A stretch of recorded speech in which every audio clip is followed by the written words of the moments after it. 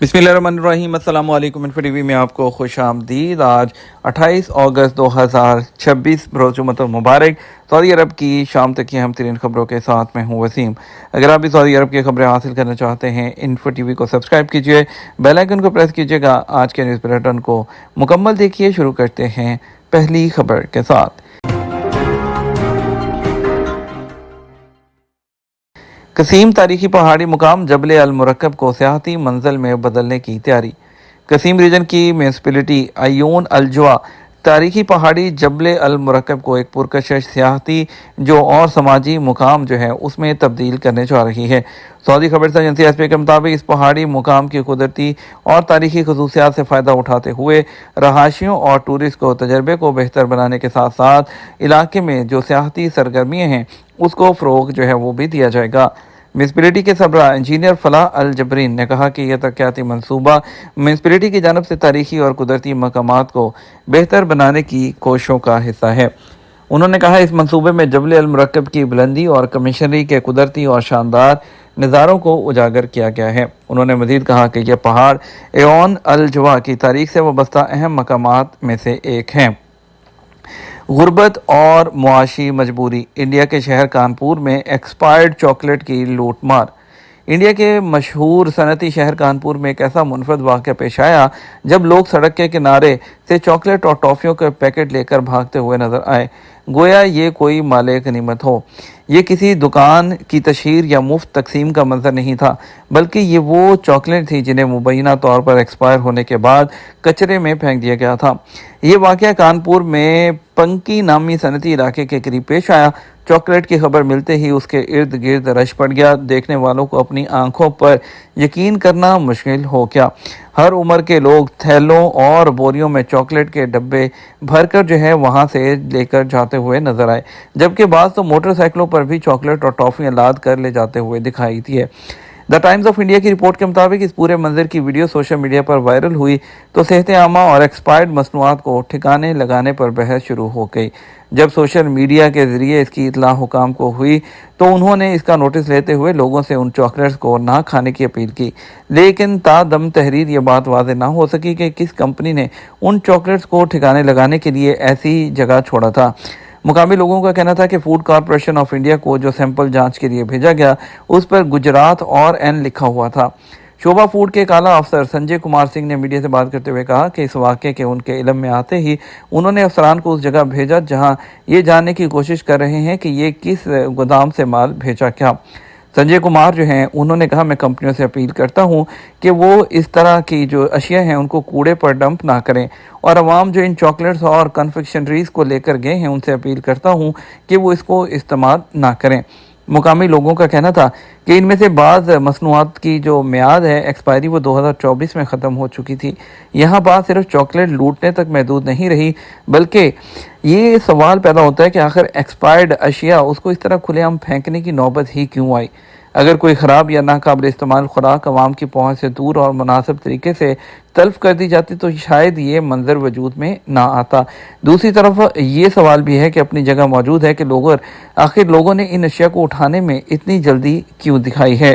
Social media पर इसको देखकर लोगों ने इसे हमाकत करार दिया, कुछ ने इसके पीछे गुर्बत और मुआशी मजबूरी को भी वजह करार दिया है। वज़ारत अफरादी क़ुव्वत की जानिब से माज़ूर अफराद के इदारों के खिलाफ वर्जियों पर सज़ाएँ पेश। सऊदी अरब में वज़ारत अफरादी क़ुव्वत और समाजी बहबूद आबादी ने माज़ूर अफराद को खिदमात फ़राहम करने वाले गैर सरकारी जो इदारे हैं और समाजी इदारे उनसे मुतल्लिक़ खिलाफ वर्जियों और सज़ाओं का चार्ट का एक मुसव्वदा पेश किया है। उसका मकसद कानूनी तकाज़ों की पासदारी के मेयार को बुलंद करना और जो मुस्तफ़ीदीन हैं उनके हकूक़ का तहफ़्फ़ुज़ और उनको फ़राहम की जाने वाली देखभाल और बहाली खिदमात के मेयार को मजबूत बनाना है। मज़दूर लोगों के लिए गैर सरकारी समाजी इदारों में खिलाफ वर्जियों और सज़ाओं का चार्ट का ये मनसूबा उन खिलाफ वर्जियों का एक फ्रेम वर्क तैनात करेगा जिनका इर्तिकाब ये कंपनियां या इदारे कर सकते हैं, और उन पर होने वाली जो सज़ाओं की निशानदेही करेगा। इस मनसूबे का मकसद गैर सरकारी समाजी इदारों की खिदमात से मुस्तफ़ीद होने वाले माज़ूर अफराद के हकूक़ का तहफ़्फ़ुज़ करना है। ये मुसव्वदा माज़ूर अफराद को सर्विस फराहम करने वाले गैर सरकारी समाजी इदारों के काम से जुड़ी खिलाफ वर्जियों को मुनज़्ज़म करेगा। سعودی اس کے علاوہ جو ہے سعودی فارمولا جو 1 گرینڈ پیری نے 2027 کی ریس کے لیے بکنگ کا آغاز کر دیا۔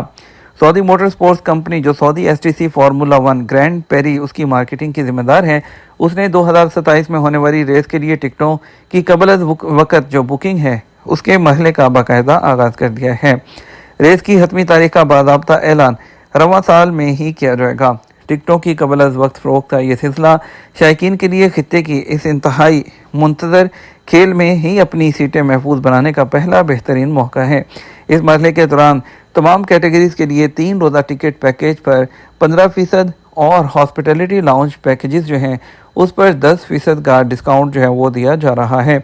فارمولا 1 جو ورلڈ چیمپئن شپ کے کیلنڈر میں شامل ہونے کے بعد سے سعودی STC گرینڈ پیری خطے کا جو ایک نمایاں سپورٹس ایونٹ بن چکا ہے، اور جو ہے اس کے علاوہ اپنے جدید ترین انفراسٹرکچر کی وجہ سے اس نے اپنا پوری دنیا میں لوہا منوایا ہے۔